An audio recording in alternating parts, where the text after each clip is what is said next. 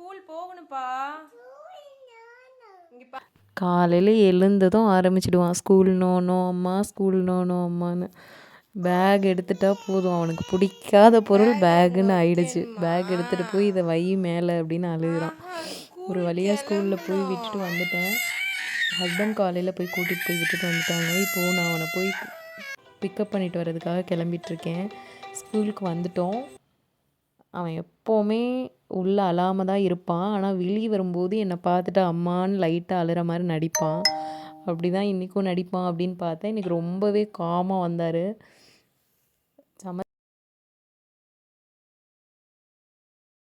இவங்க தான் அவனுக்கு இந்த ஸ்கூலில் பிடிச்ச ஆச்சி. அவங்க தான் ஸ்நாக்ஸ் கொடுப்பாங்க அப்படின்னு சொல்லிகிட்டு இருப்பான். வீட்டுக்கு போகணுன்னு சொல்லி செப்பல் கூட காலில் மாட்டாமல் கையில் எடுத்துகிட்டு வரான் பாருங்கள். இன்றைக்கி தான் அழாமல் வந்திருக்கான். இல்லைனா ஸ்கூலுக்கு போகும்போதும் அழுவான், வரும்போதும் அழுவான். ப்ளே ஸ்கூல் தான். இன்னும் ஒரு 2 monthஸில் ஸ்கூல் முடிஞ்சிடும். இனி ப்ரீகேஜி வந்து நெக்ஸ்ட் இயர் ஜாயின் பண்ணிவிடுவான். ஒரு வழியாக சமாளித்து கூட்டிகிட்டு வந்துட்டேன். ஹாய். எவ்வளோ சமத்து பிள்ளையாக உட்காந்துருக்காரு பாருங்கள். இந்த ஃப்ளார் நேம் தெரில. இந்த ஃப்ளார் ரொம்ப நாளாக ரெசின் ஆர்ட் பண்ணுறதுக்கு தேடிட்டு இருந்தேன். எங்கள் அத்தை ஃப்ரிட்ஜில் வச்சுருந்தாங்க.